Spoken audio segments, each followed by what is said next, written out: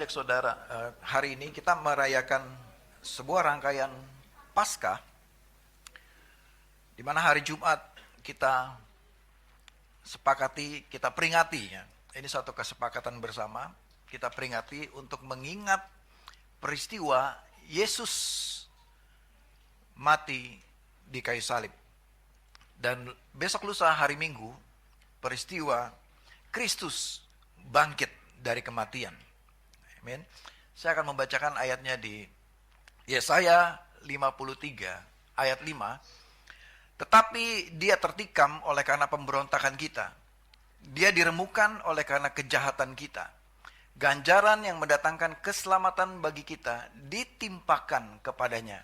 Dan oleh bilur-bilurnya kita menjadi sembuh. Ayat ke-6. Kita sekalian sesat seperti domba.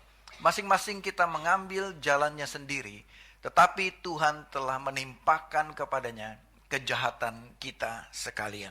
Mari kita berdoa sekali lagi. Tuhan, biar pemberitaan firman pagi hari ini, Tuhan menerangi hati dan pikiran kami, dan firman ini membangun kerohanian kami, menguatkan kami, menjadikan kami pribadi yang baru di dalam Engkau Tuhan. Di dalam nama Tuhan Yesus. Amin. Only you can pay. Hanya Yesus yang bisa membayar segalanya. Semua dosa, hutang dosa kita. Nah, Bapak Ibu Saudara, hari yang kita peringati Paskah ini, seperti kita sampaikan dalam minggu lalu, Paskah dari kata Pesak. Ya, sebenarnya ini Pesak Perjanjian Lama atau bangsa Yahudi yang mendahulukan kata-kata Pesak ini.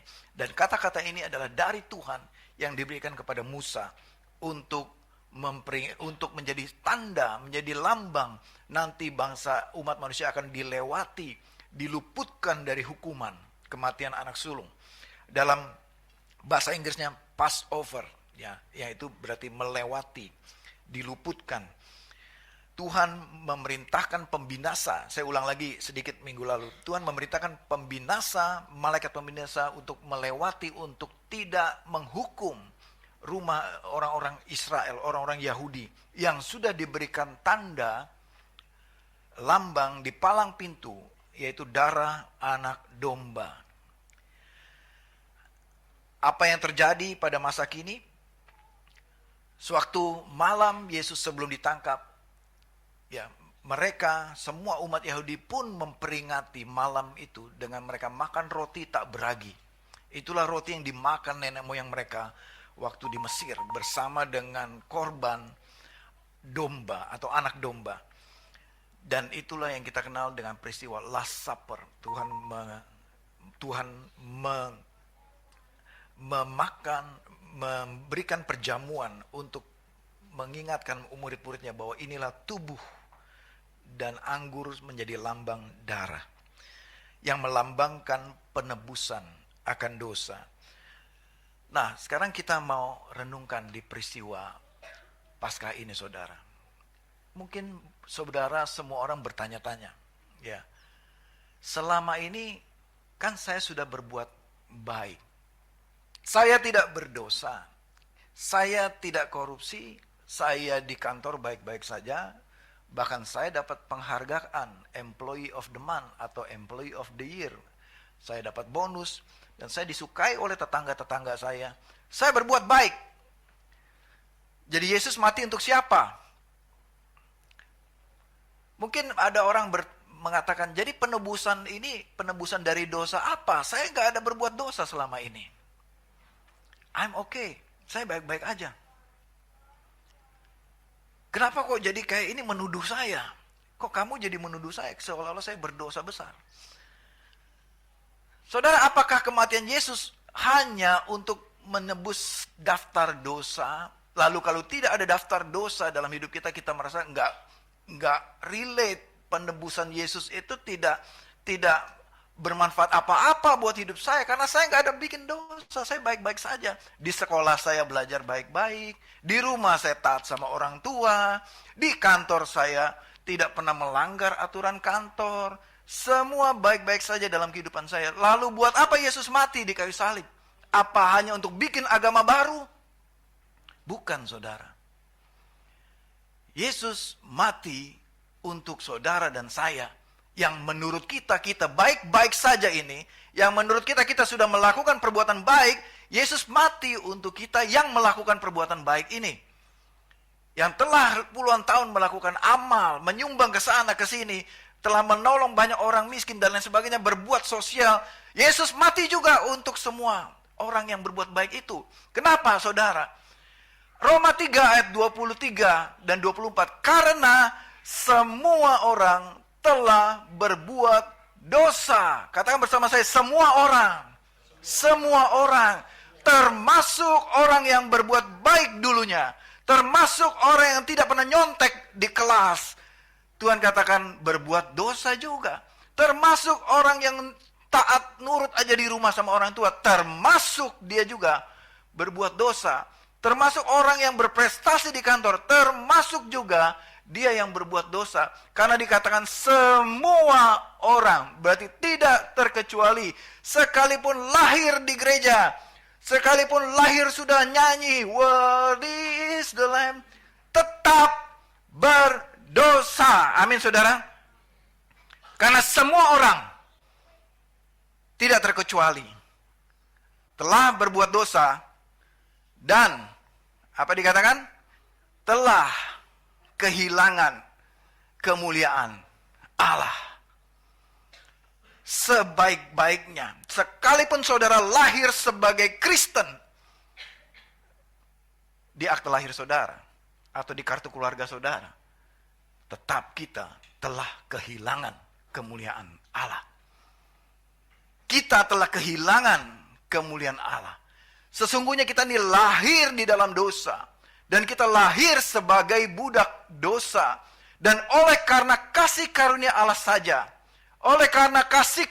saja, kita telah dibenarkan dengan cuma-cuma. Cuma-cuma itu artinya apa? Bukan cuma sedikit. Cuma-cuma artinya apa? Bukan cuma segitu. Cuma-cuma artinya apa? Free. Gratis untuk kita. Yes, gratis untuk kita. Tapi ada yang bayar.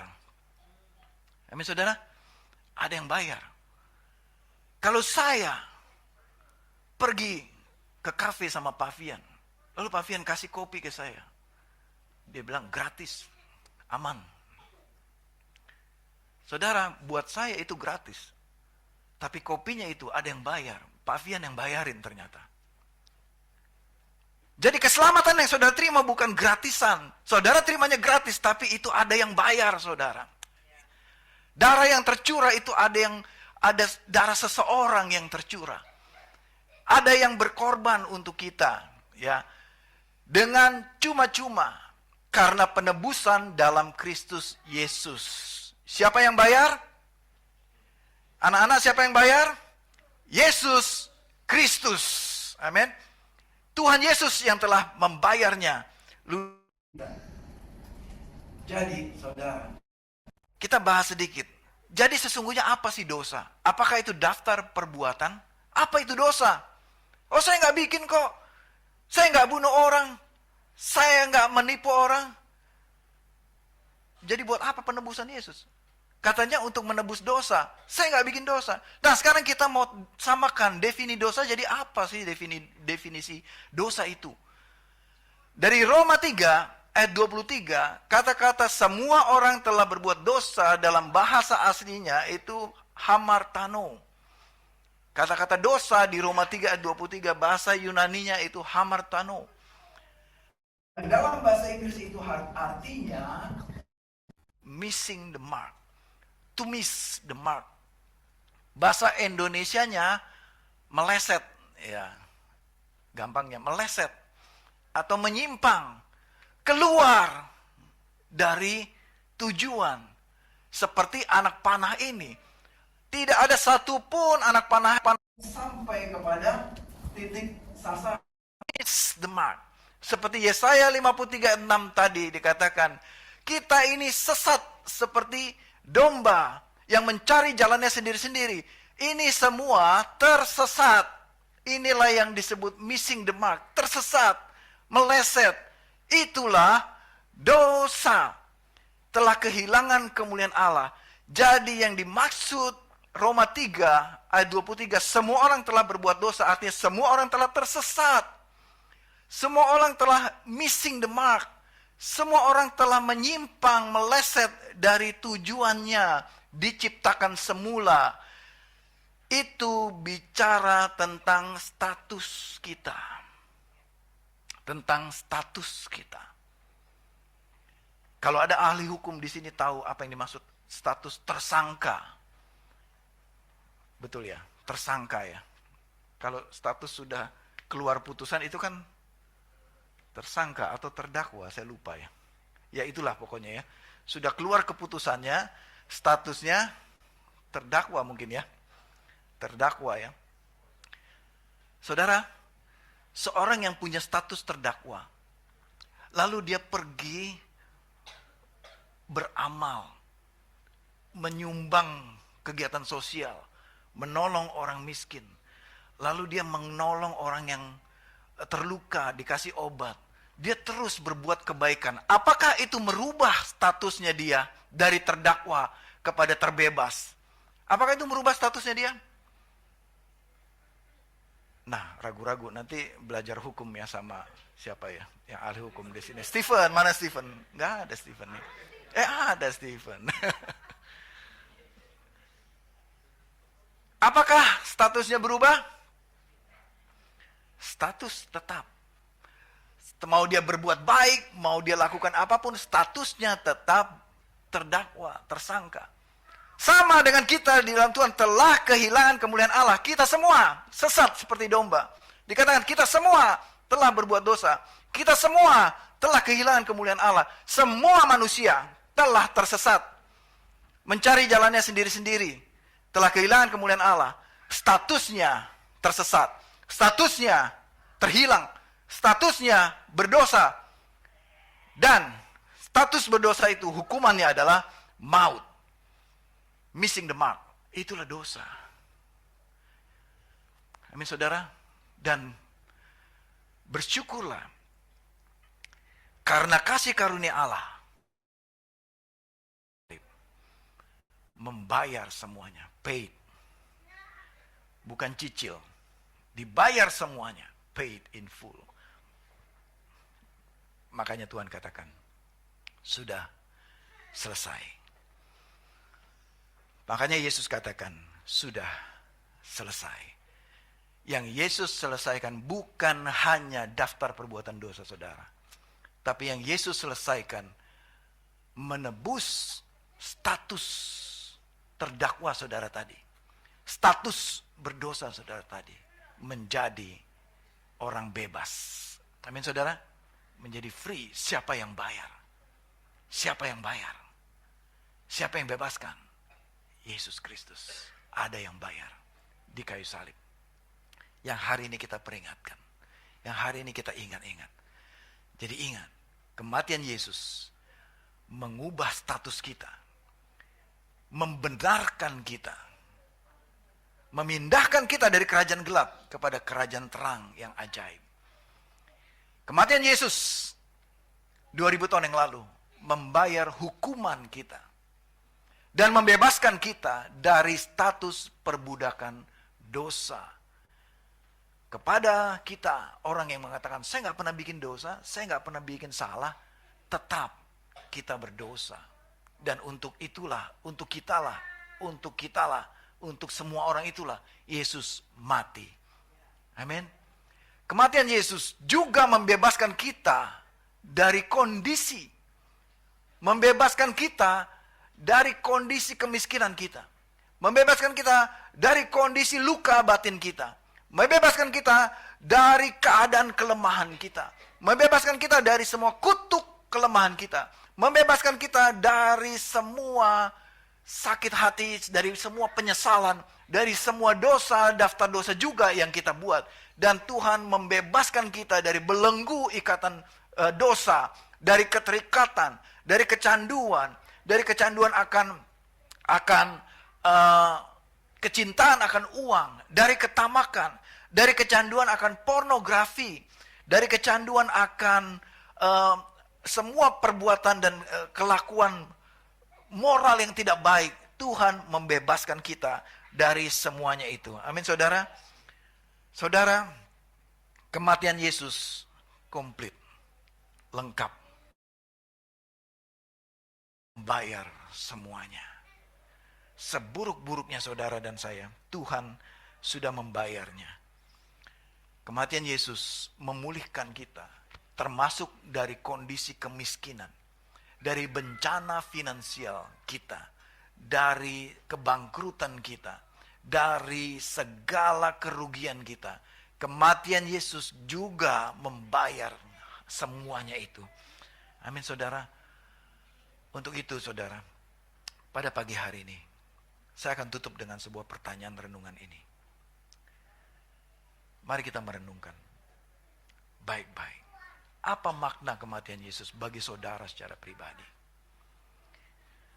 Kalau kita hanya berpikir daftar dosa, saudara, kita belum mengerti betul apa makna kematian Yesus. Dan hari ini, doa saya, saudara sungguh-sungguh memaknai dan mengerti makna kematian Yesus. Dia telah menebus, memindahkan saudara dari status berdosa menjadi status anak Allah. Dari status hamba dosa menjadi status hamba Kristus. Amin saudara. Pagi ini renungkan pertanyaan ini dalam hati saudara. Apakah saya missing the mark? Meleset dari rencana Tuhan? Apakah saya tersesat selama ini? Jauh dari Tuhan, telah kehilangan kemuliaan Tuhan. Apakah itu? Kalau itu saudara, hari ini panggilan Tuhan. God's calling. Panggilan Tuhan. Undangan Tuhan kepada saudara. Come. Datang kepada Kristus. Dan terimalah anugerah Kristus. Untuk Tuhan menebus saudara. Yang kedua saudara. Mari kita jujur kepada diri kita sendiri. Jujur kepada diri kita sendiri. Saudara, di dalam ruangan ini tidak ada satu orang pun yang kebal dari kedagingan, dari dosa kedagingan. Tidak ada seorang pun di ruangan ini yang kebal, yang hebat, yang bisa mengatakan saya tidak pernah berdosa. Semua kita pernah berbuat dosa, termasuk saya. Untuk itu pada pagi hari ini saudara, mari saudara jujur kepada Tuhan dan kepada diri saudara sendiri. Apakah saudara sedang terjebak dalam ikatan dosa? Baik itu dosa iri hati, sakit hati, kepahitan. Baik itu dosa perselisihan, pertengkaran, perzinahan, percabulan, terikat dengan pornografi, terikat dengan hubungan terlarang, terikat dengan kecanduan. Bila saudara pagi hari ini terbuka kepada Tuhan, Tuhan akan membebaskan saudara. Mari kita tundukkan kepala. Bagi semua, termasuk saya, bila ada ikatan dosa dalam hidupmu pada pagi hari ini, yang mungkin saya nggak bisa sebutkan satu persatu, cuma saudara yang tahu. Saudara pikir teman life groupmu nggak tahu. Saudara pikir Pak Rason juga nggak tahu. Saudara pikir orang tua saya nggak tahu. Saudara pikir istri saya nggak tahu, atau suami saya nggak tahu. Tapi saudara, ini kabar. Kenyataannya, Tuhan Yesus tahu apa yang saudara sembunyikan. Seperti Adam dan Hawa, ketika jatuh dalam dosa dia bersembunyi. Tapi Tuhan tahu di mana dia bersembunyi. Pagi ini saudara, tidak ada dosa yang bisa saudara sembunyikan. Tuhan Yesus tahu. Pagi ini hanya saudara dengan Tuhan. Bila ada yang saudara sembunyikan, Saya mengajak saudara katakan kepada Tuhan Yesus, Tuhan, aku bertobat. Di hari Jumat Agung ini, kematian Yesus menebus dosa saya. Dan ini, perayaan hari ini, bukan hanya ritual agama. Tapi Tuhan Yesus mau berjumpa pribadi dengan engkau. Untuk itu saudara, jika itu engkau akui di dalam hatimu, katakan, Tuhan Yesus, aku sudah berdosa. Aku sudah bersembunyi selama ini.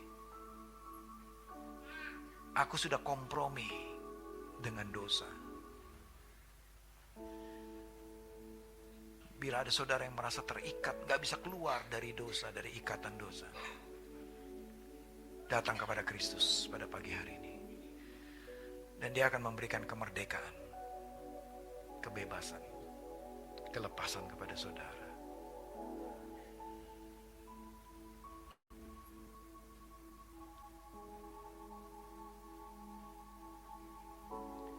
Ini jemaat-Mu Tuhan. Biar momen Paskah ini bukan hanya ritual agama yang kami jalani, tapi pagi ini kami mau berjumpa dengan Kristus. Ini kami terbuka di hadapan-Mu Tuhan. Tidak ada yang bisa kami sembunyikan. Sesungguhnya kami telanjang di hadapan-Mu. Tidak ada yang bisa kami sembunyikan. Pagi ini kami datang dan mengaku semua dosa dan pelanggaran kami.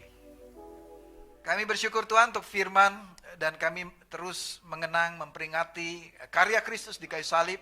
Biar salib menjadi tujuan kami, dan kami juga memikul salib kami, membayar harga, mengikut Yesus Kristus untuk menyalibkan kedagingan kami dan mengikut Kristus sepanjang umur hidup kami. Tuhan, aku berdoa memberkati jemaat-Mu dan jemaat yang dikasih Tuhan. Pulanglah dengan damai sejahtera. Terimalah kasih karunia Allah Bapa, Allah Putra, dan Allah Roh Kudus. Damai sejahtera dari Tuhan kita menyertai engkau sepanjang umur hidupmu. Tuhan memberkati engkau dan melindungi engkau. Tuhan menyinari engkau dengan wajahnya dan memberikan engkau kasih karunia. Dan Tuhan menghadapkan wajahnya kepadamu dan memberikan engkau damai sejahtera mulai hari ini sampai Kristus datang kedua kalinya. Dan semua jemaat kita katakan bersama-sama, amin, amin, amin, amin.